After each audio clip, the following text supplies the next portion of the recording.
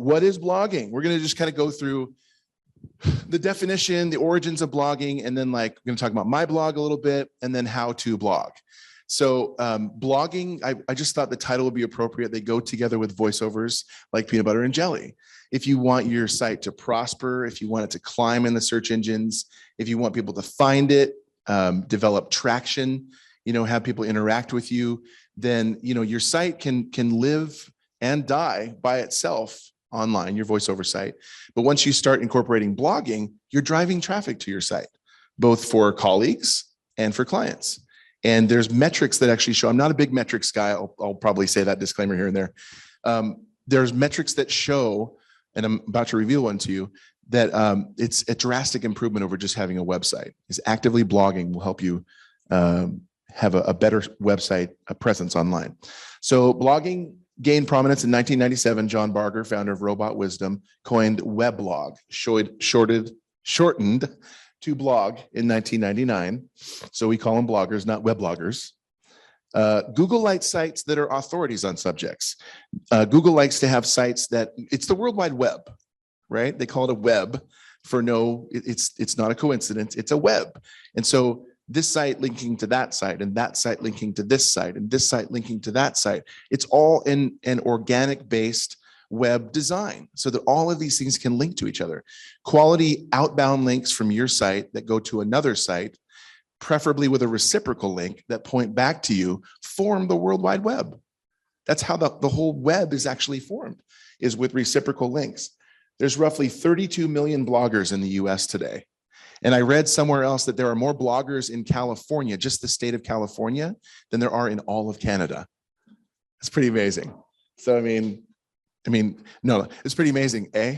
I just slipped that in there. Blogs can result, here's that metric I was mentioning. Blogs can result in a 434% increase in indexed pages. Indexed pages means Google sees your page. You may be down in the search engines, to a relative degree if you're especially new, but blogging increases traffic and it can increase that indexing score with Google by 434%. Because you're showing Google that you're an authority on a subject, you're driving traffic, you're facilitating engagement. Businesses that blog get 55% more traffic. These are metrics. Some of them you'll see if you flip the handout that I gave you. There's blog stats on the back, and some of those are on there. I'm really not a big metrics guy, but it's like I got to sound like I know what I'm talking about. So I had to Google stuff on Google. Google sees you as kind of an encyclopedia, maybe a Wikipedia of blogging, when you start putting content out there that has to deal with voiceovers. You want to be an authority on voiceovers. You want to climb up the search engines. And the only way that you can do that is, aside from having a really super optimized website for the search engines, is by facilitating traffic and facilitating engagement. So we're going to talk a little bit about how to do that and what you do. So this is my blog. I had to put, I freaking love blogging. So we've got a few other active bloggers here. We have a little bit of like a secret blogger, voiceover blogger consortium going on. It's membership by privilege, right? But JD is in it. Michael is in it as well. And so for those who actively blog, we've got just like a Facebook Messenger group. We talk about challenges that we've experienced as bloggers, and where, just kind of hiccups that we've encountered and things that we want to learn together. We share with each other. So blogging is creative writing. Blogging is something that allows you another creative outlet. And I'm really fond of saying, I've said it before, that the only thing I love more than blogging about voiceovers is performing voiceovers themselves. I just love the creative writing that goes into putting a good blog together. So my blog is called the Voices in My Head blog. Someone had the Voices in My Head. You good? Okay. Someone had the Voices in My Head. I had to take It's the Voices in My Head. It just makes for a longer domain. Whatever. People get tired as they start typing it. Got to take a nap.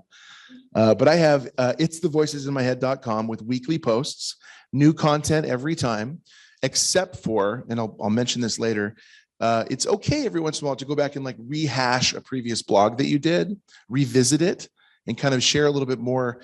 One of my blogs, I'll share how it kind of got me in trouble, was we have your toilet paper, and if you ever want to see it again. Okay. And this was a blog I wrote in 2020, right? So 2 years later, after the formal declaration of the pandemic, I revisited that blog and said, we still have your toilet paper. And if you ever want to see it again. And that was the most recent title of this blog. It's okay to go back and kind of dip back into your reserves. I just hit my, I think it was a month ago, hit my 250th blog. Yay. Thank you. I'll be here all session. Yeah, it was very exciting to look back and go, wow, I wrote 250 of those suckers. I said suckers, by the way, suckers. Okay, good. Don't want any censorship going on. You should have 500 words. So where I get a lot of my information on blogging and where I got it when I first started blogging was my web designer, Chris Cummings, who I know Mike knows over here. A good friend of mine and a web designer suggested that every blog, and I know that he knows this because he's working on, search engine optimization and website stuff all the time. He said, you need to have a blog that is at least 500 words. Bullet points are great. Have bullet lists in your blog.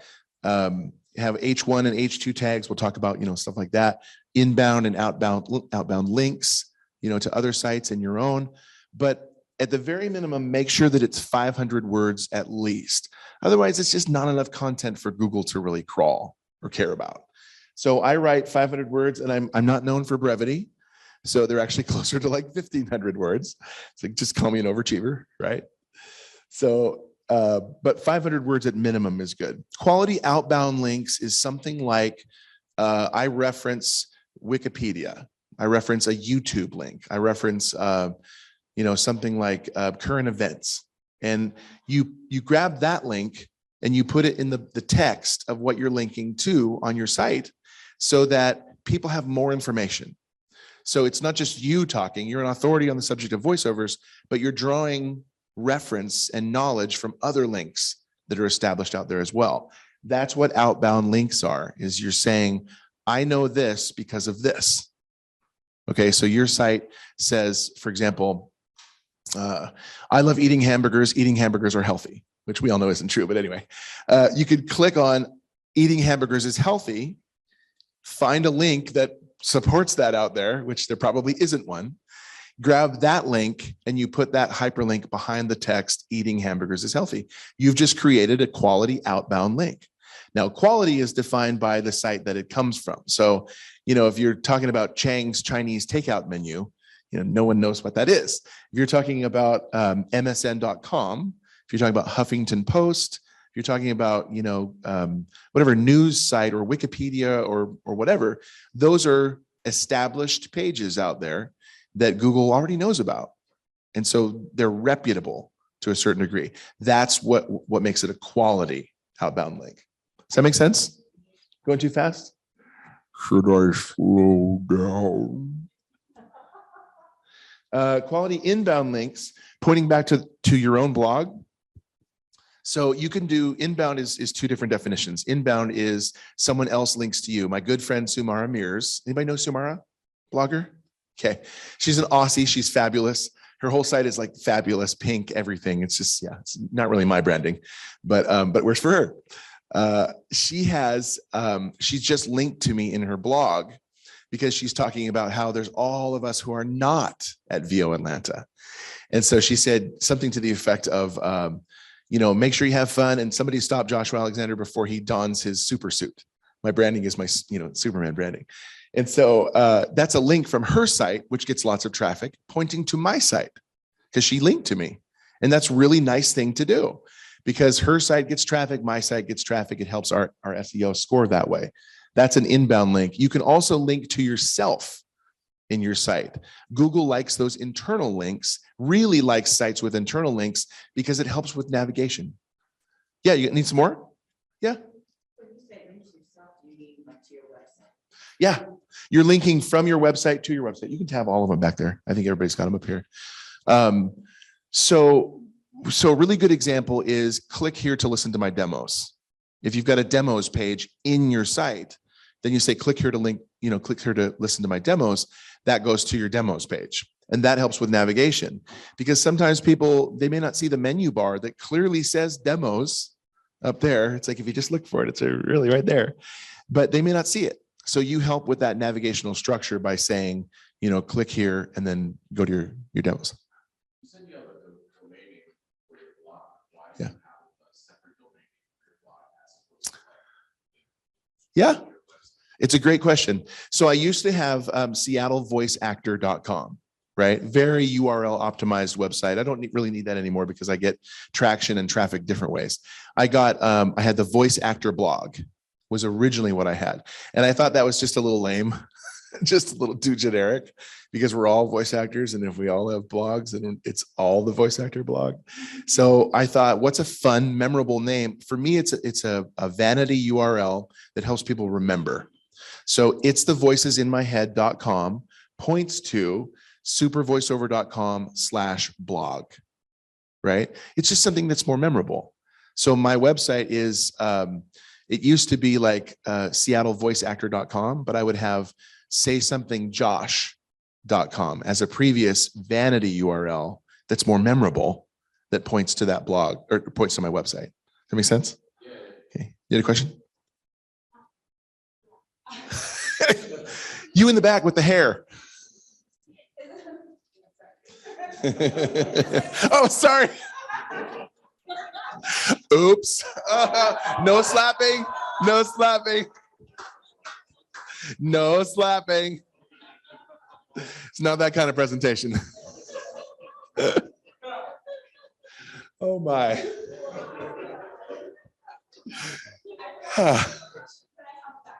Okay.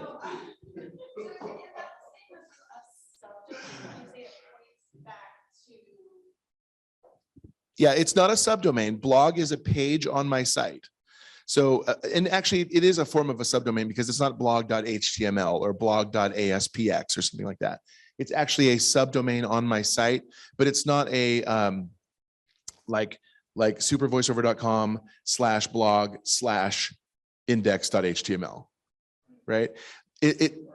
Either way, it doesn't matter because you can create a forwarding URL at any registrar and point to anything, anywhere. Mm-hmm.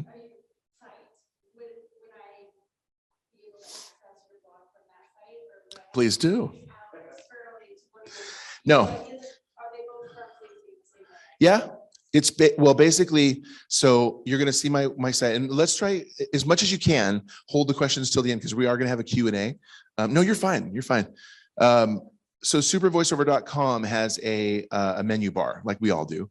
And then in that menu bar, a whole bunch of options, probably too many on mine. And then blog, you click, go to the blog page. But rather than someone going to my page and where's their blog? Okay, I'm looking around for their blog. I don't see their blog. Same reason why we want to have our demos front and center. You don't want a producer to go, I can't even find their demos, and then they're out of there. Go to get a vanity URL, which takes them straight to the blog. It's just more memorable that way. Okay. Inbound and outbound links, and you are welcome. You want to be an authority on the subject of voiceovers. Now, do I consider myself an authority? Not compared to JMC. No, but JMC, how are you? But Google, I want Google to think that I'm an authority on the subject of voiceovers. And the way I establish that is through creative writing that builds traffic, that builds engagement, and that is fresh content. Content is king. I'll cover that in a second. Content is king when you create a blog, when you do creative writing. Content is king. Bill Gates said that back in, 1904. And it's true. So Google loves that content. You got to keep that fresh content. Bullet lists, I already talked about that a little bit. I had, I think, a bit of an epiphany where I realized I was saying the same thing. This was really early on. This is a few years ago. And I realized I was saying the same thing as J. Michael Collins, as Paul Strickwerda, as Paul Schmidt, as Ian Russell. And I didn't want to do that. They're all really, really good, valuable blogs. But if I'm saying the same exact thing, Kim Handysides, another one, I'm just kind of another voice in the choir. Right. And you have to be you. That we're always told that in voiceovers, be you. Oscar Wilde said, be yourself. Everyone else is already taken. Be yourself in your blogging as well. Not just your demos and your performance and auditions. Be yourself. So what I decided is, I'm a funny guy. Looks aren't everything, I know, but I'm a funny guy. I want to incorporate that humor and give people a needed break from the rigor of marketing and auditioning and just the doldrums of the business. I want to have fun and I want to create something that is memorable. So for me, that's incorporating a lot of satire and a lot of dry humor in my blog that makes it a fun visit, a fun, engaging visit, but moreover, more importantly, makes it different from other people. That's what makes me unique. That's what makes the voice actor blog, the Voices in My Head blog unique. And find what makes you unique. Find how you can stand out from others. Slowly amassing, more subscribers. It's nice to see that base climb because it just means that there's going to be more engagement that way. Did I always have that? No. I started with 1 subscriber. It was my mom. We all start with that, with the 1 subscriber. Maybe my mom is a subscriber of yours. I don't know. Look for Mrs. Alexander. Each week is a new gift to be given. That's how I look at blogging. I was just talking with John Ciano out there. Did I say his last name right? Okay. Never know. John Ciano? John Ciano. Hi, John. We're talking about just like, I want to give and I'm so excited. And when you get to that point when you're blogging and you've written something that is so well written or well researched or just engaging and fun, you can't wait to release that. I can't wait for Monday morning. I know it's Monday and people say metrics say that Thursday is a better release day. Probably why Paul releases his on Thursdays, Paul Strigwerda. But I can't wait. I've been working on it all week and I'm not waiting any longer. I want to put it out there and share it with people because it's fun for me. Blogging is really fun. All right. How should you blog? Remember, content is king. Content is always king. Bill Gates said it. I believe it. I don't believe it because Bill Gates said it. I just happen to believe it. Huh? No, never mind. Okay. All right. Backtrack. It's content is king with Google. So the more Google wants that content out there, wants fresh stuff to index, wants new, popular traffic in order to index that is unique. So you can't just copy somebody else's blog, select Control-C, put it over here, Control-V, and go, hey, look at my fresh blog. Google knows, no, students get in trouble for that in school for copying verbatim content that's out there and putting that in their reports and pages. Anybody ever get in trouble for that? My wife almost did one time. So Google knows that that's not original content. It's copied. Make it uniquely you. I love Fleetwood Mac's song, Go Your Own Way. Yeah, I try to do that like all the time, really, in everything I do. Go your own way. It's really counterproductive when we're going, like taking a family trip to Wild Waves or something, and their family's over there and I'm over there. Go your own way in how you blog. Did anybody get that? All right, cool. Sometimes my humor doesn't land with everybody. It's okay. Does your site have to be about voiceovers? No. My site for the first 2/3 really has almost nothing to do with voiceovers. It's life applications, it's learning, it's experiences. And that's what makes us human, right? I didn't experience the same thing you did today. I didn't experience the same thing you did. You didn't experience the same thing. We all have different things that we go through in our day-to-day experience and in life. And when we share about those from our own vantage point, that's what connects people. That's just you being real. Then what I like to do for the last third is I like to tie it all up with a bow. How does this apply to voiceovers? One time, I was watching The Fly with Jeff Goldblum, Fly version, 1986 or whatever it was. And I was thinking, wouldn't that be weird if there was a fly in my voiceover booth? Okay. And if my voiceover booth was one of those transporters, teleporters, and I go over here to another booth and then I'm part fly, it turned into this really bizarre blog that I think nobody read because it was just weird, bizarre humor, but it's just ramblings and musings and rabbit trails and life experiences that you then tie into voiceovers. For me, it makes for a really interesting, fun, distracting read so that, you're not busy doing auditions. Then while you're reading my blog, I can steal all your auditions and get all those jobs. So there's strategy. Remember, strategy behind it too. but connective content that people will actually be interested in. People are interested in voiceovers, sure. We all are interested in reading about voiceovers. I will drop everything and read every J. Michael Collins blog there is the moment it is released. But but it's there's just something to be said when you share about, like, I went to I surrendered my manhood and I bought a minivan, for my family. And it was like, not everyone, some people can relate to that, but it was bought with voiceover money. That's the tie-in. Okay. And I was very proud, not to share that I lost my manhood, but I was very proud to share that I purchased it with voiceover funds. So that's the life application stuff. Your site is about voiceovers. There's no two ways about it. So the more content that you make that has the word voiceovers in it, that's just going to help you with your optimization. Google likes sites with content that is true to itself. So remember, in the early days of the internet, people would create sites and they would put these hidden white keywords on white backgrounds and think that, no one's going to see those because it's white on white. And they would put in keywords like Britney Spears, because they would think, huge search word right now, huge, not right now, but huge search phrase. So if they search for Britney Spears, maybe they'll land on my site. And you weren't really fooling anybody with that. You weren't fooling Google with that. So that's the type of thing where it doesn't agree with your site. Your site has a title to it, a title tag. It has meta tags. It has alt tags. It has body text. It has H1 and H2 and H3 heading tags. All of those things kind of have to agree with themselves. Otherwise, Google's going to go, I don't know what you're trying to pull. And then you're going to land on page 5,376. Okay. So if your site is about voiceovers, that's so much better for you and your ranking. Tie a life lesson. Write a blog about a life lesson if you want, but definitely tie it back into voiceovers, right? A good friend of mine, Lee Laird, I think her son has autism. So she's blogged about autism and the journey through that. And that's her life. It's honesty, it's vulnerability, and it's traffic building. But it's on her voiceover site, so I think she ties it in somehow.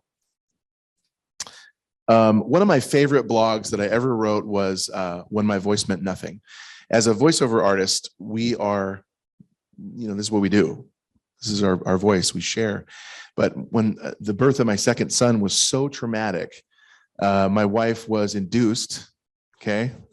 And so induction goes like this, like that. So it's an exponential curve of pain and distress and Armageddon. And so it was just like it happened so fast, she couldn't get a epidural. Yeah, she couldn't get, I was going to say epidermis. She couldn't get an epidural.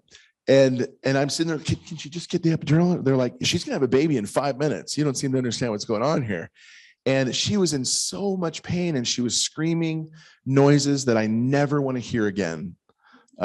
Because there was nothing I could do. And I felt so powerless to help her. Honey, come here, talk to me, look at me. It's okay.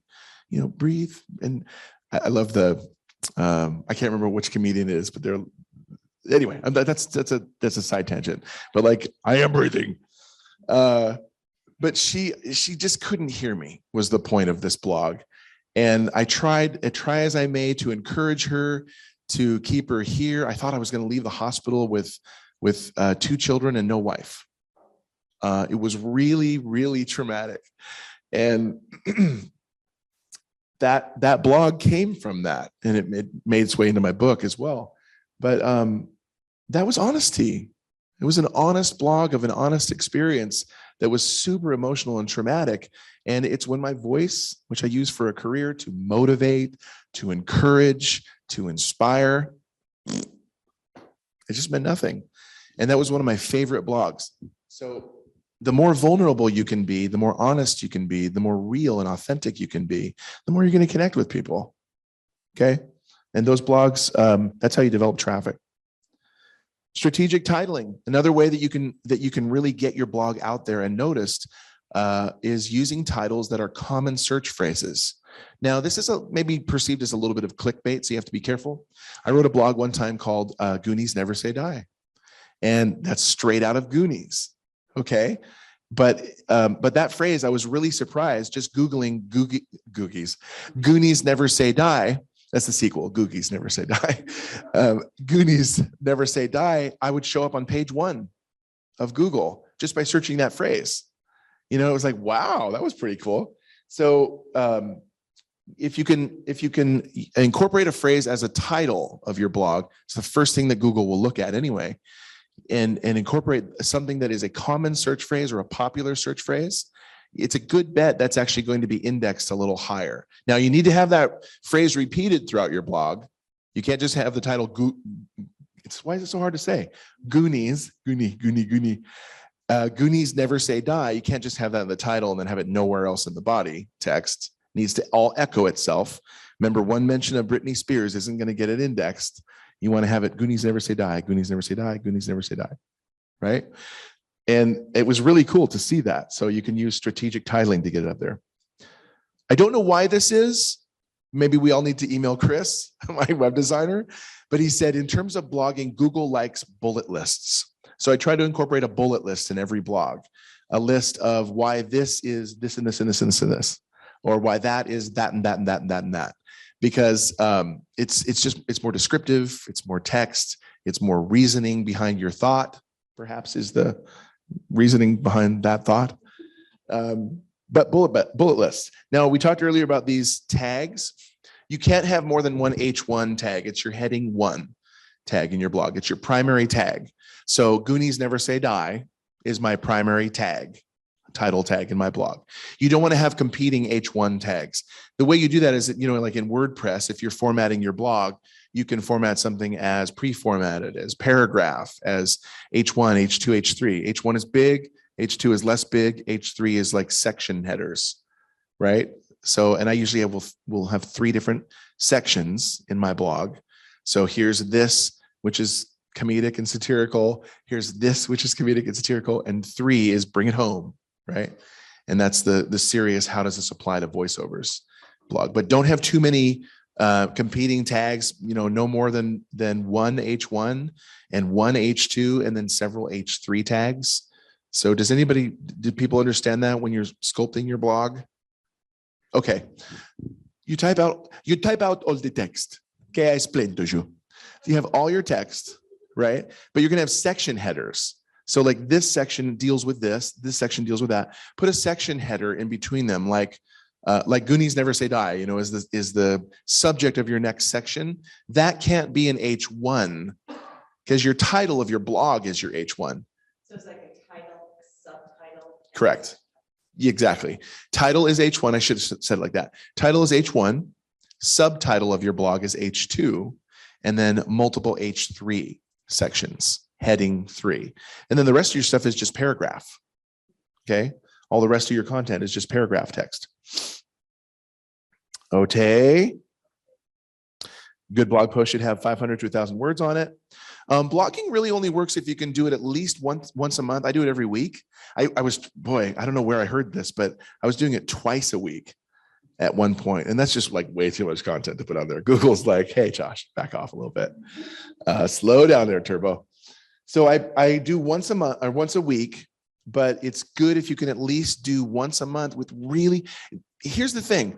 If you're putting out like a blog a week and it's good content, but you can back off and do one blog a month with great content, that's better for you. That's better for you. Great original content that just people are flocking to that blog in droves. I broke form one time and I did a blog called So You Want to Be a Voice Actor, eh? And it wasn't my usual satirical, slog that you have to kind of slog through. But it was, I forgot. Remember something else I need to put in here. Remind me to talk about audio versions of your blog, please, because I didn't have it in here. But if you can back off and not stagger, but reduce your content, good is always the worst enemy of best. So you can write 4 good blogs a month, or you can write 1 best blog. That's better for your SEO. That's better for your traffic. That's better for your engagement. It's better for your reputation that way. Does that make sense? I'm a habitual elbow sleeve roller upper, and it keeps going down. They may have tape, staple gun. Okay. Google lives and dies by finding sites that are authorities on what people are searching for. That's what makes Google Google. Google sends out bots and spiders, I don't know if you're familiar with that crawl all of the content on all of the servers across the planet, except for the dark web stuff. And they pull back these results. They bring back results to say, hey, Google, I found this. Did I activate anybody's Google by saying, hey, Google? Okay. So it says, hey, Google, I found this over here. And I found this over here. And this has these keywords and that's that. And, this is properly formatted and blah, blah, blah. And this one has only one H1, one H2, sorry, one H1, one H2, and three H3s. Yay. For proper formatting. It lives and dies by finding all that content and bringing it back so that people will find it and indexing it properly. So you want to blog in a way that is fresh content, that is strategically written, that's engaging, that brings people to your site. There's nothing better. I know Michael will agree with this as well, and JD. There's nothing better than writing a great blog that you put so much heart into. Can I just reference you for a second? Good, I'm going to. Your blog about Reggie, okay, his pet gerbil, hedgehog named Reggie, Redgehog, that's how I remember it, died. And it was, I never had a hedgehog, so I'm not like, oh, I relate to that. But he had a hedgehog, and it was his life. It was his little guy, and it died. Does it have anything to do with voiceovers? No, but we all relate to death. We all relate to loss. We all relate to sadness. And I just, I was like, I was very moved by that. People were moved by my when my voice meant nothing blog. It's when you write from a real standpoint, and then the greatest payoff is when people come and engage with that and they leave comments on your blog. Like, I love Ian Russell to death, but his blog does not allow comments. That's another way that you can get traffic back to your site, is by entering your name, email address, and website. Click on your name, takes you to your website. So it's a really great favor to do for other voice actors when you create a blog, enable comments on your site with trackback URLs where they can enter a name and a website and an email address and then their comment. Then when that's posted, people click on your name, takes you back to your site. Google sees that. Okay. But boy, that blog by Michael was powerful and honest and vulnerable, and then you just get engagement that way.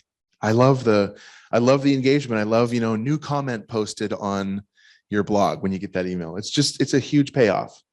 Content tells Google that you are an authority. We mentioned that before. You want to be perceived as an authority, if by no one else in the voiceover sphere, then by Google. Okay, that's what helps your site. You perceiving me as an authority on voiceovers isn't going to get my site any higher in the search engines. I want Google to see that and perceive that. Can I hear an amen? All right.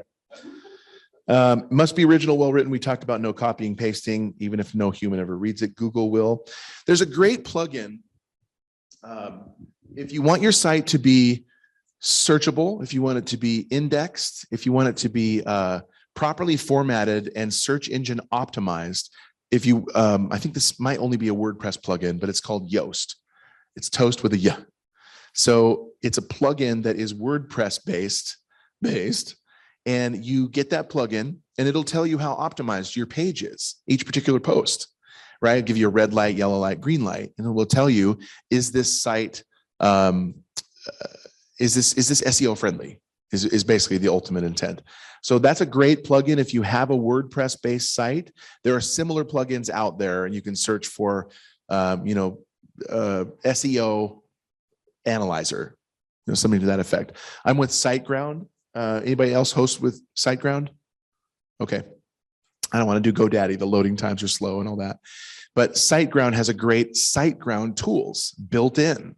And so it has that SEO analysis feature. That's a really good plugin, because you want your sites to be optimized. If no people ever find your website by searching for, what city are you in? Madison voice actor, and they can't find your site, but you've written an article, I can't say it again, Goonies Never Say Die.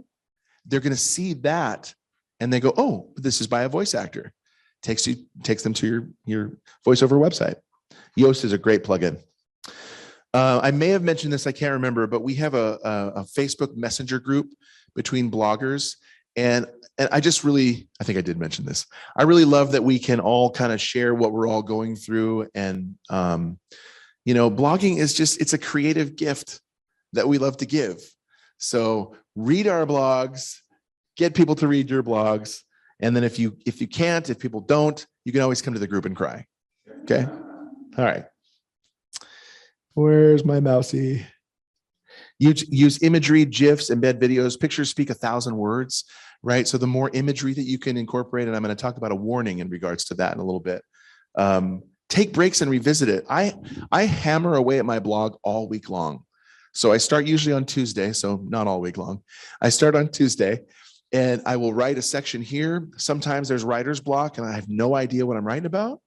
Sometimes it just goes, oh, I got the best idea ever. And I've got like an entire blog in 5 minutes. The fingers just fly. Other times it's like, I don't know really what I'm talking about here. And I'm not really sure I even want to publish this. And then by the time you get to the end of it, it's like, that's pretty dang good, So I revisit it, take a break. If you're like writer's block and, go have a smoke, get some fresh air, whatever you do, stretch, do something healthy like not smoking, stretch, breathe, get some water, talk to a friend or family member, take a break. This is creative. If your creative juices aren't flowing, go away, come back to it later. But I try to stagger it because each time I go back to my blog, I perfect it. I love Rome wasn't built in a day. Each time I go back to it, it's like, oh, I could say that so much better by saying this, right? Or, and here's the other thing. During the week, think about what's happening in your week and how it could also go in your blog. Because you're going to experience things in your blog or in your week where you just go, oh, that's perfect. Okay. And you had no idea that was even going to happen. Your blog is about whatever, and you get a water leak in your house, but maybe your blog was about difficulties. Oh, water leak. Okay. It's difficulties. And I can now incorporate that. And it's a real life experience. But you've got to pause and take a break, especially if the juices aren't flowing. Take that break and come back and perfect it throughout the week. Think what's most important to me as a blogger is how can I say this differently? And how can I say this better? I don't want to say the same thing everybody else is saying, because again, I'm just another voice in the choir, right? Ooh.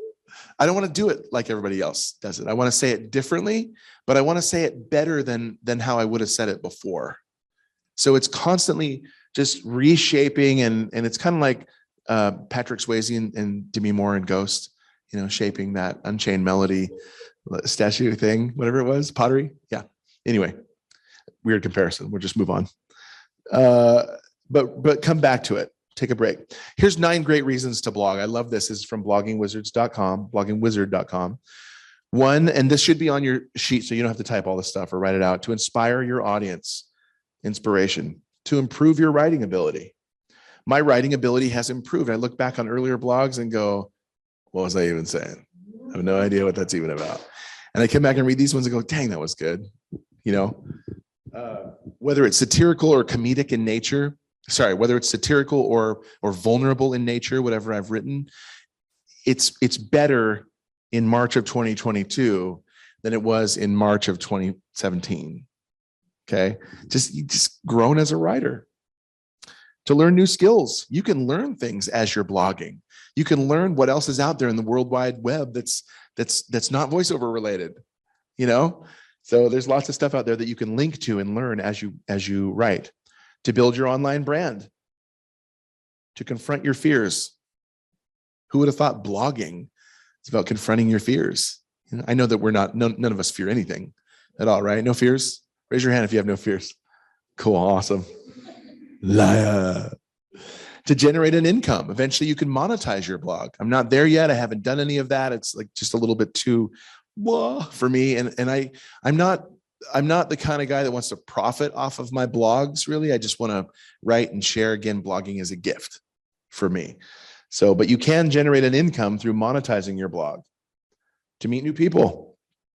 A lot of the same people will comment on my blog week to week. So, a lot of the blogger consortium will visit and comment. But I love new. It's like, oh, who's this? I don't know who this is. Somebody new came and commented on my blog, and it's another voice actor or somebody who has nothing to do with voiceovers. They were just referred my blog, and then they visit and they leave a comment. It's like, hey, nice to meet you. It's just really cool to document your life and to land your dream job. You can blog if you're going in for a different type of job. You can blog about what you'd like to do. They say, what led you to our company or this job? And you go, well, you put them to your blog, right? And they can read about everything that led up to now and your history and your interests leading up to this job. Now, I know everybody wants to do voiceovers. You're not really interviewed for that, but eventually, if voiceovers don't work out and you're looking for a job, the nice thing is you'll have this history of blogging behind you that says who you are, where you've been, what your interests are, what makes you you. And you can share that with people and they'll go like, this person's awesome. Hire them.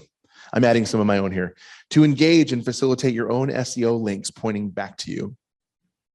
Okay. Building the web to position you as an expert and to leave a legacy of motivation and encouragement. So I love the art and the gift of inspiration. I don't want to do the same thing that everybody else does. I just want to do my own thing. I'm very unconventional in that regard. And I want to inspire and I want to encourage. I want people to be glad that they took 10 minutes out of their day to come over and read or listen to my blog. We'll cover listening here now. So Craig Williams inspired me recently to start doing an audio version of my blog. In today's day and age, people are going to and fro. They're quick, busy. So you can record your blog, produce it with an audio score, something like that, and then have an audio version as well. So for the people who just can't sit and read, or maybe some people have reading difficulties, they can simply hit play. And they've got your blog in another medium that's familiar to them, that's more accommodating, more convenient for them. So it's something I only recently started doing. The other thing that actually might be really even better than that is if you have the abilities, you can take your blog, record it. This is a step further than just recording the audio and producing it. Render that MP3, sequence it to a video, simple image, right? Your logo, a splash screen, whatever, put that on YouTube. Put the keywords in there, voiceover, blog, and inspirational, edutainment, whatever are things I would use. And I put those hashtags and a description of the blog on YouTube. Google owns YouTube, right? So maybe they can't find my site. Maybe they can't find, Goonies Never Say Die. I said it right. Yes. For the actual blog, but YouTube's going to show up first in the search engine rankings, in the search results. So if you've got a blog that you've turned into a video and you put it on YouTube, you bet your bottom dollar Google's going to index that. Okay. And I don't do that. It's a little bit too much more than I want to put in there right now. I'm just doing the audio versions, but that's a great tool to be able to expand visibility. To stoke conversation, Paul Strigwerda loves this. Even if it's a negative comment, he gets a negative comment. People don't always agree with him, and they won't. We're going to talk about that in a second. People will not always agree with you. I got to start talking faster. People won't always agree with you for your blog and what you write. It's your point of view. Okay. And opinions are like, everybody has one. Heard that phrase? Opinions are like elbows. Everyone has one. So you're not going to get, 100% mass approval on everything that you write. So, but you can stoke that conversation just by writing something from your own point of view. And Paul actually likes that, the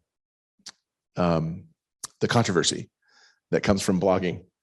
Use strategic titles, but avoid clickbait. So I actually wrote, I thought this was creative. I thought, what a great title. It's going to attract the masses. I wrote coronavirus. I got it. Okay. That was my title. What I mean was, I get it. I understand it. I finally understood it, but I deliberately put coronavirus. I got it. This is in the early days of the pandemic. Not a good idea. So I did that, and I learned the hard way. You got to be really careful about creating clickbait titles. Because Josh Alexander got coronavirus. Oh no, they read in there, they go in there. What? He doesn't have coronavirus. What a turkey, and then unsubscribe, and you get a harshly written email. So these clickbait titles you really have to be careful of, because your subscriber base will just go down. And if you have one, it's going to go to 0, and then you have none. Okay. So be careful of those. Guest blogging. Do you allow it? Do you do it? I get requests all the time. I don't have any idea who these people are. Like, I've thought about having, fellow bloggers be a guest blogger, but you want to be careful not to detract from your own message. The flip side is true as well, is don't expect every other prominent blogger to welcome you into their blog fold. It's a great thing to do to build visibility and bring, traffic back to you, but don't expect every blogger to welcome you as a guest blogger on their blog. It's their blog. It's their followers. Those people want to hear from them, right? So it's kind of a hard, you have to just tread carefully on that one. Revisiting old posts, we've talked about that one. If you're posting in groups, we actually had a member of our blog consortium, I just love using that word, recently leave the group, the Global Voiceover Artist Network group, which is the group I run on Facebook, and leave the Facebook bloggers messaging group, because I had shared with him that his posts were being flagged as inappropriate or spam, because they never say anything about voiceovers. It's not clear that it's about voiceovers in a voiceover group. So I just tried to encourage him and said, you might want to just make this a little more obvious. He didn't accept that feedback. And so he just withdrew from the group and left the chat. And I was like, dang, you got to learn as you go along in this process, but be clear that it's about voiceovers, or you may get repeatedly flagged and removed, and that's just going to bring you down. You are a blogger, but you're posting your blog that may not be really super clear that it's about voiceovers in a voiceover group. People want this to be related content. The end result, actually, that's a little bit sadder, is that group starts incorporating rules and imposing barriers to entry for bloggers. We don't want any bloggers here. That's just sad for everybody when you try to post these blogs that you've worked so hard on in these groups, and then they're like, we don't allow bloggers in this group. It's just kind of a bummer. Consistency. There's nothing worse than just attrition, natural attrition, when people peel off because they haven't heard from you in a while. Like, oh, it must have died. Like, he wrote about, he got coronavirus, so maybe he died. I don't know. And then they just unsubscribe, and you're like, I'm still here. So you come back with your blog, Joshua Alexander. Oh yeah, you haven't written for a month. Glad to know you're still kicking. Okay. So consistency in your blogging, again, is not just good for maintaining your subscriber base and interest, but also for Google. Maintain that consistency for Google. I just wanted to go through this quick one. If you can't read this, everybody come up here. No, I'll just go through this really quick. So you can post, there's lots of places to post your blogs. Pro blogging Reddit groups, answering questions on Quora with links to your blog, looking in Facebook groups for resources lists. The Wovo group has a resources list, right? Here are some people that do a podcast. Here are people who blog. Here are people who do this and that. You're taking pictures? Okay. Google Plus page. I know Google Plus isn't around, but your Google local page is what I meant to say. Facebook business page, Facebook groups, Tumblr without the E, Tumblr is all about blogs. It is all about blogs. Instagram, LinkedIn, Twitter, Pinterest, wherever else you can. I run the Global Voiceover Artist Network on Facebook. One of the questions for entry, would you like to receive 3 free ebooks on voiceovers? If so, enter your email address here. You'll be subscribed to the Voices in My Head blog. I run a great big group, 6,500 members or something like that. And so one of my questions is, would you like to receive some ebooks on voiceovers? If so, enter your email address. People do it, people don't do it, whatever, doesn't matter. If they intentionally opt to be a subscriber, I grab the email address and I subscribe them. There's one more. Okay. So if you've got something where you can incorporate that, make it clear that you're not, you can't just harvest people's email address. You got to tell them why they're subscribing. Otherwise, they're, you're going to have unsubscriptions busier than a one-legged man in a butt kicking contest. I think that's how that phrase goes. Thanks. I'll be here all week. A word of warning. Let's do these. Try to get some questions. There are copyright trolls out there. Okay, you have to be really, really careful not to scrape images off the web that you think pertain to your blog. I got in trouble with Higbee and Associates, who is a lawyer for an attorney firm, law firm for PIC rights. Okay, in a blog that I wrote during the pandemic, I used a picture of a mask, a guy in a mask, and apparently that's owned by Agence France Presse. And so I was intentionally hounded by them. They are copyright trolls. And if you don't want to get involved in a big legal battle, you usually pony up some funds for a violation of copyright. Is it legal? Unfortunately, yes. Is it moral? No. Do people get hounded and victimized by them? All the time. So don't just grab an image you see in a Google search. Be really careful about that, because I don't want to see any of you fall victim to that. You can get them from sites like Pixabay, Creative Commons, WordPress.org.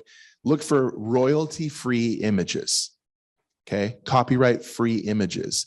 Otherwise, you're just asking for trouble. These guys are predators that will literally scour the web looking for bloggers, okay? Fresh meat. Be careful. This is something that you might do, you might not do. It conflicts with your brand if you change your name online, but be careful of the personal details that you put out there in your blogs, because that's just the name of the game anyway. In this day and age with the internet, be careful what details you put out there, because you can become a target for hacking. Don't rush to monetize. It requires a lot of implementing SEO tools and exposure and arrangements and contracts with people and these PPC or cost per click people and agencies. I don't really care about that too much. I don't want to profit off my blog, but I think that Paul actually has set something up to monetize his blog. If it's something you want to do in the future, make some money off it. This is really important. This one of the quick last ones. Don't expect universal approval. Not everyone's going to get your blog. The day of my departure for VO Atlanta, I wrote a post about VO Atlanta. I posted it right there, and it's clearly about VO, voiceovers, Atlanta. And I got a comment from a Barbara, name withheld, below that blog that said, like, what is this even about? Is this supposed to be funny? Is this about voiceovers? Why is this here? Why are you posting everywhere? And I'm like, I don't have any idea who this person is. Never heard of her before. Never heard from her before. It was like, wow, that's really kind of lame. A lame response. Don't do tit for tat. Don't JMC says don't be a DICK online. All I wrote was, thanks, Barbara, have a great day. That's all I wrote, because it was, I'm not going to get into that. And she never ever read my blog. She just didn't read it. If she had read it and then wrote that, she wouldn't have wrote that. So ignore the haters, right? There's going to be people that just simply don't get you or your blog or why you're writing. Respect the rules of different groups and posting forums, and know whether or not you can actually even post there, because you might get booted for not paying attention to the rules of the group. The GVAN, Global Voiceover Artist Network, is very pro blogger because I run it. I'm a blogger. So there you go. Feel free and post there. Exercise your fingers. You're going to be doing a lot more typing than you ever did before. Unless you start doing like dictation, you're dictating all the time into a whatever, then, and that turns it into text for you. Great. But you're going to be doing a lot of typing. All right. So exercise those fingers. We made it at the nick of time. We have time for one half question. I'm kidding. Okay. As quick as possible. You asked one, so just one more second. Worries. We're talking about combining law with video. That was something I was looking at. I just want to talk. What are your thoughts about that? Yeah. I want to actually use my voice to speak. Sure. I think the simpler, the better. A vlog is not a blog. A vlog is you actually like engaging with people like that and more off the cuff, unless it's scripted. But your blog, I'm just saying, like, for SEO purposes, take your blog, record it, render it as an MP3, add it to a still image, add it to moving images, take the audio out, and make it something that Google will see and go, oh, hey, this is pointing back to Josh Alexander's site. Please make everything that you post point back to my site, right? Use keywords, Josh Alexander. But make it, it's just a video version of your blog. It's not a vlog. So they're not the same thing. So I had a blog I did years ago about my crazy experiences in LA called My Movie. That's something that I could redo without Google saying you're copying. I mean, it's not plagiarizing, it's mine. Sure. And I guess I just got to figure out a way to make that label to voiceover. Yeah, well, I mean, you're going to have to go through and spend time sifting out the wheat from the chaff in your previous blogging stuff. If it doesn't pertain to voiceovers, or if you feel like it's just going to be noise, or if it's going to hurt your site because you're reposting content, Google knows that Google doesn't know that you're them. That was weird. Google doesn't know that you're them, right? Which that's still you, but Google doesn't know that. All they see is the verbiage and the content there. So you're going to want to spend some time and retool it a little bit. So it's not word for word. Yeah. How do you, I mean, you sort of address this, but how do you sort of decide what is in this age of political correctness?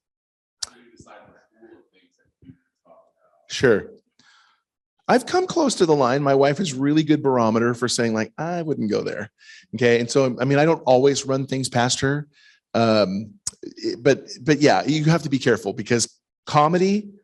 Yeah, like you, I would veer towards comedy. Yeah. But like everybody doesn't find it.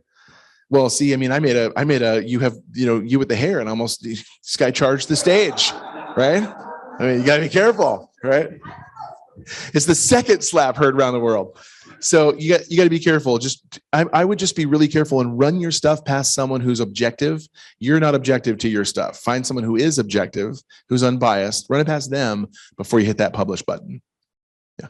You said that people like topics from experience in life. Do you ever have other means gathering topics, keyword research, great research?